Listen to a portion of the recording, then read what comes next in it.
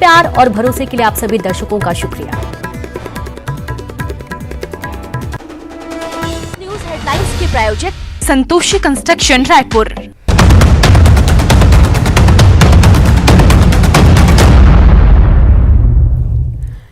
नमस्कार, बहुत स्वागत है आपका। मैं हूं रीनू। सबसे पहले शुरुआत मुंबई की बड़ी खबर के साथ, जहां राखी सावंत को पुलिस ने किया डिटेन। मुंबई पुलिस ने किया राखी सावंत को डिटेन। 8 नवंबर 2022 को राखी पर दर्ज हुई थी एफआईआर। शर्लिन चोपड़ा के कुछ फोटो दिखाने का मामला था। फोटो दिखाने और नाम लेने पर दर्ज हुई थी एफआईआर। राखी ने अग्रिम जमानत के लिए दिया था आवेदन। आवेदन खारिज होने पर पुलिस ने डिटेन किया है। और आप ये देखिए कि शर्लिन चोपड़ा के साथ राखी का पुराना विवाद चला आ रहा है, जहां पर सोशल मीडिया के माध्यम से दोनों ही जो एक्ट्रेस है वो एक दूसरे पर वार करती हैं। और यहाँ पर शर्लिन के कुछ फोटोज दिखाने का पूरा मामला था, जिस पर शर्लिन ने काफी आपत्ति दर्ज कराई थी। और इस पूरे मामले के सामने आने के बाद 8 नवंबर 2022 को राखी के खिलाफ एफआईआर भी दर्ज करवाई गई थी। तो फोटो दिखाने और नाम लेने पर दर्ज हुई एफआईआर। राखी ने अग्रिम जमानत के लिए आवेदन दिया था, लेकिन आवेदन खारिज होने पर पुलिस ने डिटेन किया है। तो ड्रामा क्वीन के नाम से भी जानी जाती है राखी सावंत। और आपको जैसा कि मालूम है कि अभी कुछ दिनों से लगातार सुर्खियों में बनी हुई हैं। अपने पति आदिल दुरानी के साथ शादी को लेकर काफी विवाद भी चला आ रहा था पति के साथ। और हाल ही में उनकी ये परेशानी खत्म हुई कि एक और परेशानी सामने आई है। ज्यादा जानकारी के साथ संवाददाता प्रशांत जुड़ गए हैं। प्रशांत, 8 नवंबर 2022 को आवेदन मामला दर्ज करवाया गया था। शर्लिन चोपड़ा का पुराना विवाद एक बार फिर से सामने आ चुका है। डिटेन किया गया राखी को। जी बिल्कुल, देखिए अंबोली पुलिस जो है आज उन्हें डिटेन की है और उन्हें अंबोली पुलिस स्टेशन में लेकर आई है। वहां पर लगातार पूछताछ किया जा रहा है। आगे जो कानूनन प्रक्रिया होती है उसे आगे बढ़ाया जा रहा है। देखिए, अपनी गिरफ्तारी से बचने के लिए राखी सावंत ने मुंबई के सेशन कोर्ट में अग्रिम जमानत की अर्जी भी दी थी, जिसे कल अदालत ने खारिज किया। और खारिज होने के बाद आज मुंबई पुलिस की एक टीम जो है सवेरे जो है राखी सावंत को डिटेन करके अब पुलिस स्टेशन लेकर आई है, जहां लगातार इस मामले में आगे की पूछताछ की जा रही है। देखिए, मामला अगर देखें तो आईपीसी की धारा 354 इसमें लगाई गई है, एफआईआर में दर्ज है, जो नॉन बेलेबल ऑफेंस है। तो ऐसे में आगे की कार्रवाई करते हुए क्या उनकी गिरफ्तारी होती है, इस पर सबकी नजर रहेगी। और आगे अगर उनकी गिरफ्तारी नहीं होती है तो उन्हें किस तरह से राहत मिल पाती है, वो देखना काफी दिलचस्प रहेगा। लेकिन सबसे बड़ी बात यह है कि राखी सावंत जो हमेशा सुर्खियों में बनी रहती है अपने कंट्रोवर्सी चीजों को लेकर के, शर्लिन चोपड़ा के वीडियो और फोटोग्राफ को जो उन्होंने पब्लिश किया था, उसे लेकर के 8 नवंबर 2022 को एफआईआर दर्ज किया गया था। और तब से जो है लगातार कोशिश की जा रही थी कि इस मामले में कोई ठोस कदम उठाया जाए। और अपनी गिरफ्तारी से बचने के लिए जो एक कानून का जो पैतरा इस्तेमाल करके राखी सावंत ने एबीए के लिए एप्लीकेशन दी थी, उसे कल अदालत ने खारिज कर दिया है। बहरहाल अब उनसे अंबोली पुलिस स्टेशन में अधिकारी जो है इस मामले में पूछताछ कर रहे हैं। सारी चीजें जब साफ हो पाएंगी तो यह स्पष्ट हो पाएगा कि आगे क्या कार्रवाई होती, क्या उनकी गिरफ्तारी होती है या फिर उन्हें राहत मिलती है, तो किस बिना पर और किन बातों को ध्यान में रखते हुए राहत मिलती है। जी बिल्कुल, जैसे राखी के पक्ष की तरफ से बार बार ये कोशिश की गई थी कि उनको राहत मिले, लेकिन राहत नहीं मिल पाई है।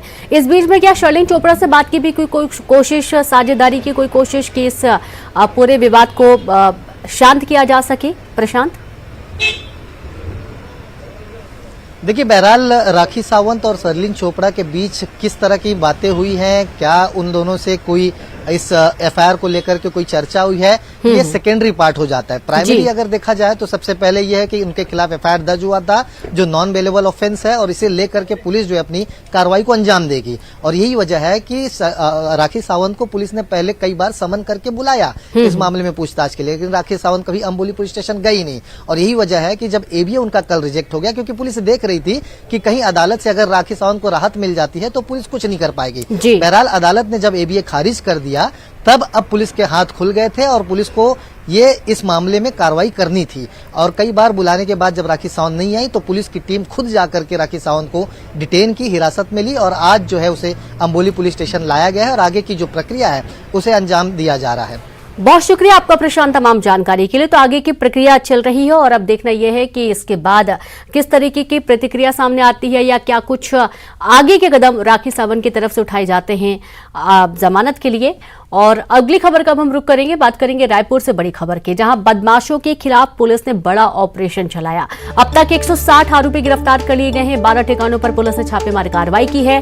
मौके से 34 किलो गांजा जब्त किया गया। 60 से अधिक आरोपी के पास हथियार मिले।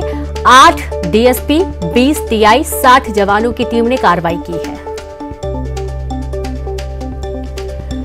तो बड़ी खबर रायपुर से है, जहां पर एक बड़ा एक्शन बदमाशों के खिलाफ पुलिस ने लिया है। ऑपरेशन चलाया गया और 160 आरोपियों को गिरफ्तार कर लिया गया है।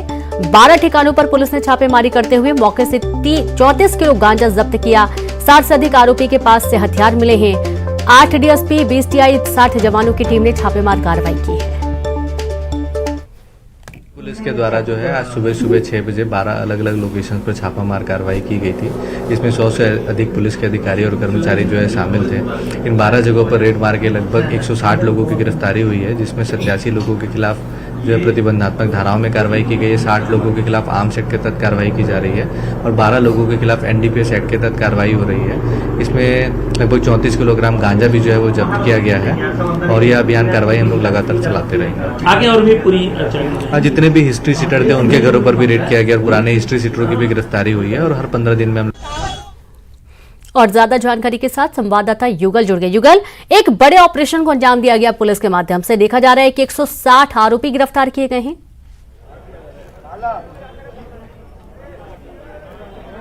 जी देखिए, तस्वीर में दिखाना चाहूंगा। ये देखिए अमन, रायपुर की अमन शांति को इस तरह से ये जो आदतन अपराधी हैं ये सभी बार बार तार करते हैं और 12 से अधिक ठिकानों पर पुलिस ने दबिश दी है। 160 से अधिक आरोपियों की गिरफ्तारी है वो की गई है। कुछ देर बाद इनको जुलूस निकालने की तैयारी की जा रही है। लगातार चाकूबाजी की घटना है, उसे अंजाम दिया जा रहा था। तो बढ़ते अपराध को रोकने के लिए रायपुर पुलिस ने एक अभियान चला करके 12 ठिकानों पर कार्रवाई की है। 100 से अधिक पुलिस के अधिकारी कर्मचारी हैं, उनकी ड्यूटी लगाई गई थी और ये कार्रवाई है वो की गई है। हमारे बीच एएसपी अभिषेक महेश्वरी सर, हम बात करेंगे। सर, पूरा अभियान किस तरह का ये है?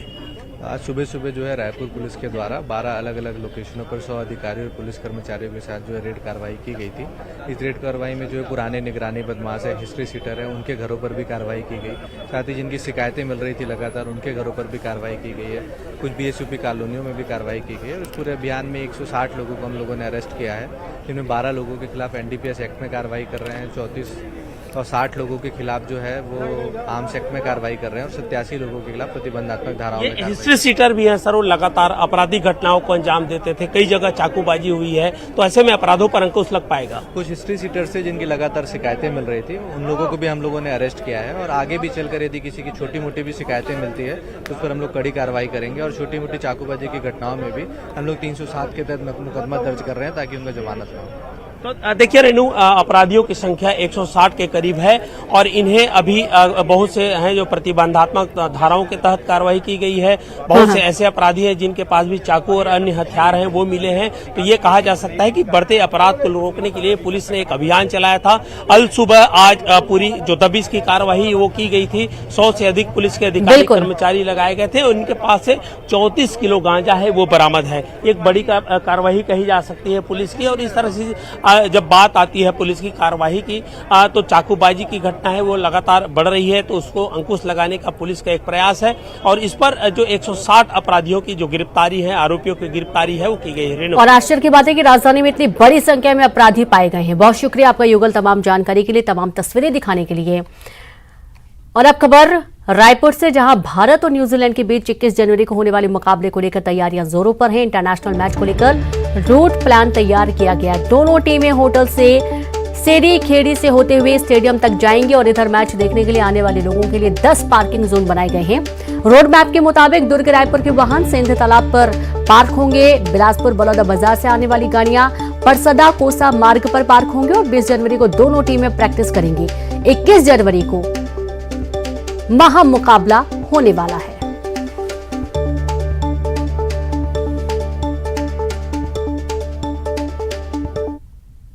आज रायपुर पहुंचेगी, 4:35 पर एयरपोर्ट पर पहुंचेगी और दोनों टीमें इसी होटल पर रुकेंगी और यहां से अब सुरक्षा व्यवस्था के पुख्ता सुरक्षा व्यवस्था के बीच जो सभी खिलाड़ी हैं उन्हें 20 तारीख को अभ्यास के लिए जो है रायपुर के शहीद वीर नारायण क्रिकेट अंतर्राष्ट्रीय जो स्टेडियम है वहां पर ले जाया जाएगा। मैं अपने सहयोगी रोहित से कहूंगा दिखाएं कि इसी वीआईपी जो खिलाड़ी होंगे हमारे उन्हें शेरी खेड़ी से होते हुए नवा रायपुर ले जाया जाएगा। यहाँ पर होटल में सुरक्षा के पुख्ता इंतजाम किए गए हैं।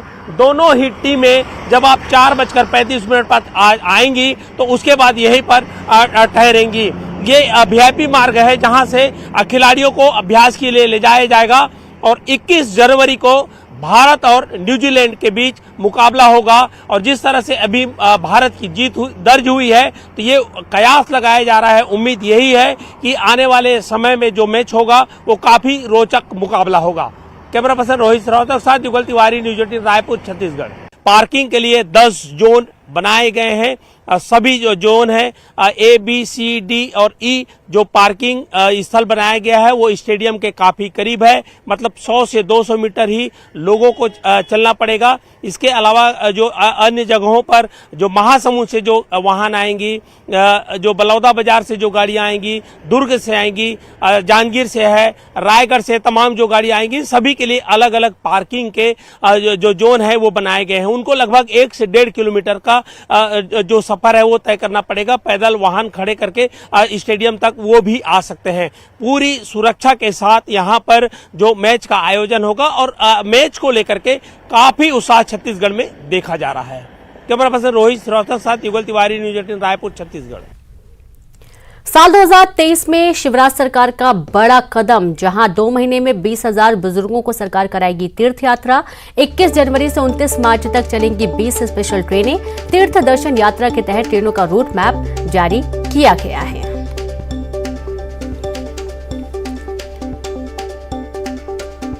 तो बड़ी खबर आपको दे रहे हैं। साल 2023 में शिवराज सरकार का बड़ा कदम, 2 महीने में 20,000 बुजुर्गों को तीर्थ यात्रा कराई जाएगी। बता दें कि शिवराज सरकार ने एक बार फिर से बुजुर्गों को तीर्थ यात्रा कराने का बीड़ा उठाया और 2 महीने में 20,000 बुजुर्ग तीर्थ यात्रा कर पाएंगे। 21 जनवरी से 29 मार्च तक 20 स्पेशल ट्रेनें चलेंगी।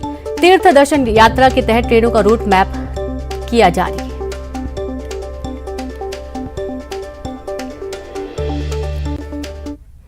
और चलिए अब रुक करेंगे सुपरफास्ट खबरों का। प्रधानमंत्री नरेंद्र मोदी का आज कर्नाटक और महाराष्ट्र दौरा, कई परियोजनाओं